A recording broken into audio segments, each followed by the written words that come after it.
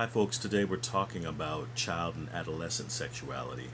And as we begin, we have to talk ultimately about the genesis of sexual functioning in the human body and over the human lifespan. And one main thing to keep in mind here as we talk about it is that number one, sexual functioning starts early. Within about the first 6 to 8 weeks, about the first 2 months of fetal development within the womb, we see gonad structures forming.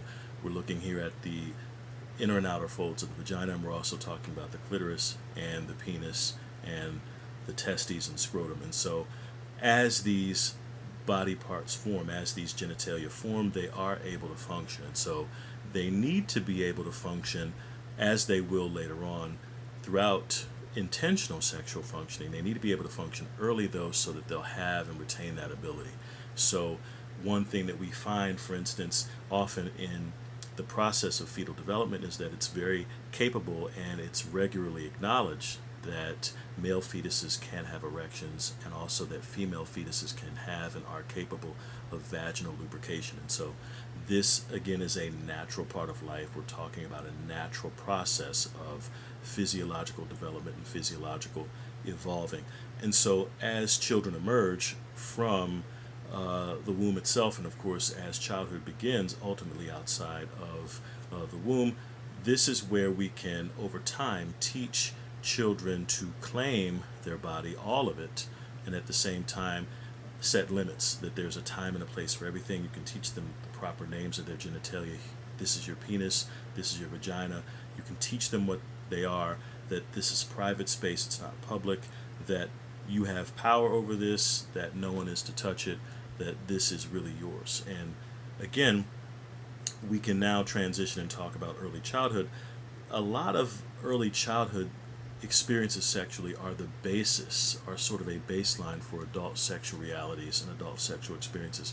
And a lot of it really is what we're talking about ultimately. A lot of it is around sensation, around touching and rubbing and feeling. And so you have a greater concentration of nerve endings, your body does, in a genital region. And so if young kids feel something that brushes them, if they, let's say they walk up against something like a chair or a couch, if they're brushed, if you will, in their genital region by that structure, they're going to feel that and they're going to know that that feels good.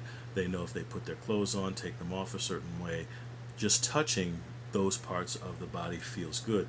That good feeling is not necessarily distinguishable from the good feeling that a child gets at this point in life from eating ice cream or coloring with crayons or using a water gun or something like that. And so it's just this generalized good feeling that, of course, through the socialization process, they will learn, of course, that it's distinguished from those other good feelings.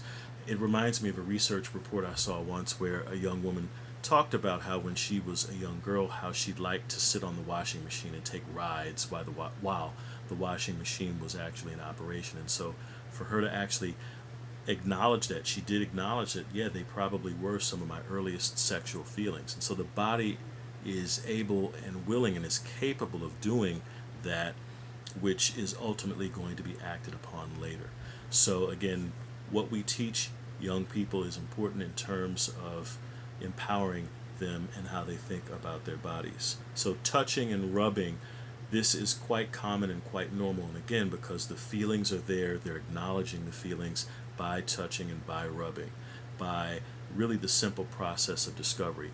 Boys are much more likely to invest in this kind of behavior than girls, but both sexes indeed do explore and touch and rub these parts of the body. And again, a lot of it is just a natural part of the life cycle and life process.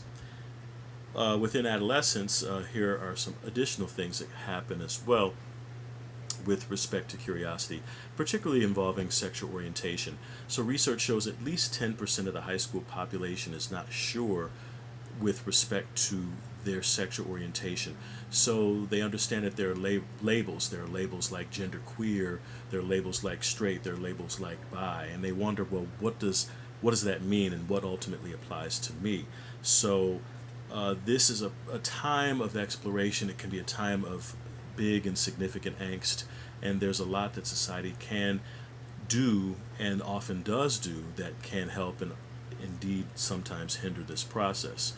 We know that there's a lot of heterosexism out there. There's the assumption that the sense that the world is a straight place, they understand that that's seen as the norm, and they wonder, okay, well, how am I going to emerge within those norms? How am I going to emerge within that sense of identity? So, and we'll be talking more about that, especially once we get to chapter 9 and chapter 10.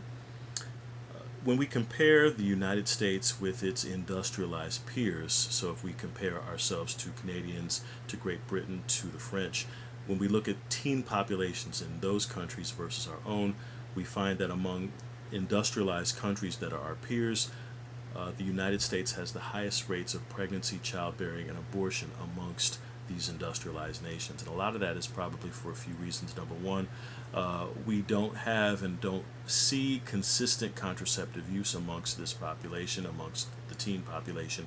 And a lot of that, of course, harkens back to how available contraceptives are, particularly for women and young girls, and also our attitudes and our approach to sexuality, much of which is convoluted and in many ways morally based, that in a lot of respects does not truly acknowledge sex and sexual functioning as a natural part of life.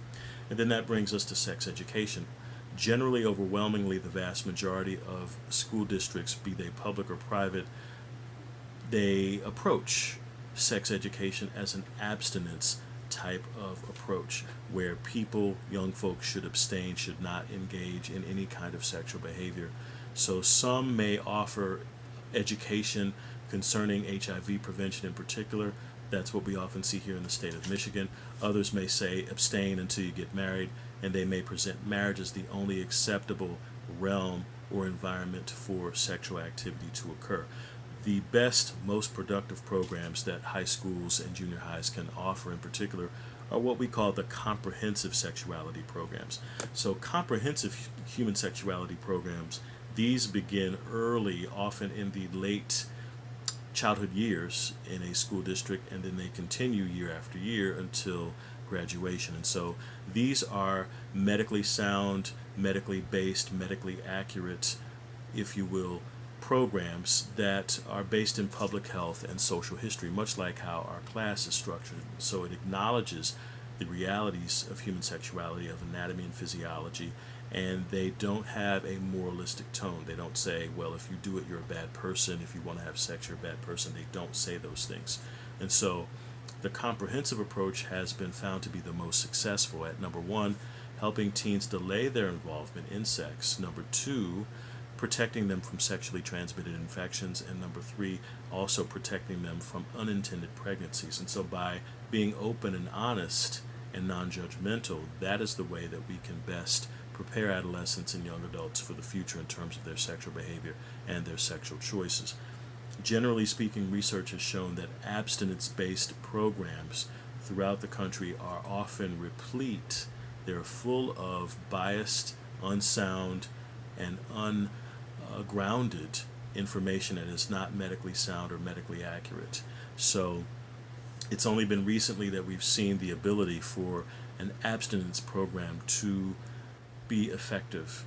The abstinence programs that are effective are those that do not judge, that are not moralistic, they are not preachy. And so if you have a program at a high school or junior high that is based on some form or some message of abstinence, you can provide that as long as you're not being judgmental.